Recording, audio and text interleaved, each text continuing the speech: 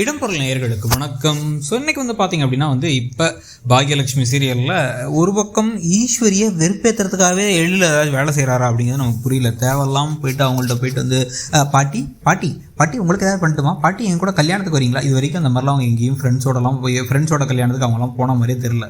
சும்மா வீம்புக்கு போய் கூப்பிட்டு நிலாவை வேற அனுப்பிவிட்டு கடைசியில் அவமானப்படுத்துகிற மாதிரி அவங்க அது உன் குழந்தை இல்லை, நீ எவ்வளோதான் பேசினாலும் அப்பா அப்பான்னு உன்னை கூப்பிட்டாலும் அது உன் குழந்தை இல்லை அப்படின்ட்டு ஓவர் பேச்செல்லாம் பேசிகிட்டு இருக்காங்க.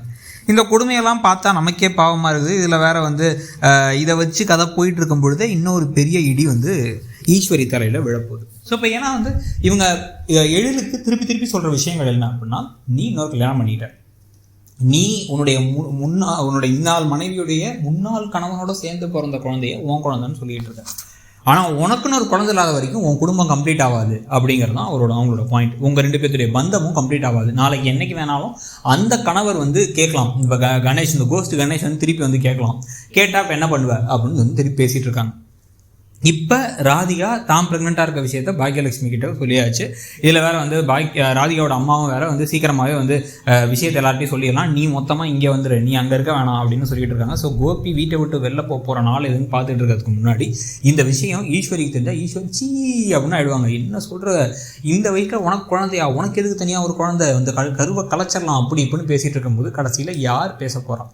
பாக்யா ராதிகாவுக்காக சப்போர்ட் பண்ணி பேச போகிறாங்களா, இல்லை ராதிகாவோட அம்மாவோ கோவமாக சொல்ல போகிற பாயிண்ட் என்னவாக இருக்கலாம் அப்படின்னா, உங்களோட பேரனுக்கு இதே மாதிரி சுச்சுவேஷன் இருக்கும்போது நீங்கள் என்ன சொன்னீங்க, உனக்குன்னு ஒரு குழந்தைய பெற்றுக்கோ நீங்கள். அதே மாதிரி தான் இங்கேயும் கோபிக்கும் ராதிகாவுக்கு ஒன்றும் பெருசாக வயசாகல. ராதிகாவுக்கு இப்போ தான் குழந்தைக்கு 14 வயசு ஆகுது, மொதல் குழந்தைக்கு. அதனால் இப்போ குழந்தை பெற்றுக்கிறா, அதில் என்ன உங்களுக்கு பிரச்சனை அப்படின்னு சொல்லிட்டு கேட்க போகிறாங்க அப்படின்னு நினைக்கிறேன். இப்போ கேட்டு இதுக்கு கோவப்பட்டு எல்லாம் மாற்றி பேசிட்டு ஈஸ்வரி நான் ஊரை விட்டே போயிடுறேன், நான் பேசாமல் சொந்த ஊருக்கே போயிடுறேன், இந்த கொடுமையான என்னால் பார்க்க முடியல அப்படின்னு சொல்ல போகிறாங்களாங்கிறது ஒரு பக்கம். இன்னொரு பக்கம் இப்போவே கோபிக்கு சோறு வச்சு கொடு, அதுக்கப்புறமா எழில பார்த்துக்குவோம் அப்பா இல்லை அப்படின்னு சொல்லிட்டு அந்த குழந்தையெல்லாம் வச்சுக்கிட்டே பேசுறதுன்னு கொஞ்சம் ஓவர் பேச்சு ஈஸ்வரி பேச. இது இல்லாமல் பாக்யாவுடைய மனசை புரிஞ்சுக்காம ராதிகாவுக்கு கசாயம் வச்சு கொடு, அது பண்ணு இது பண்ணுன்னு பேச என்னைக்கு பாக்யா கோவமாயி கம்ப்ளீட்டாக கிறுக்காயிட்டீங்களா? நீங்கள் முன்னெல்லாம் அப்பப்போ ஏதாச்சும் கொஞ்சம் லூஸ் மாதிரி பேசுவீங்க, சரி ஓகே வயசை பெரியவங்க விட்டுட்டு இருந்தோம்.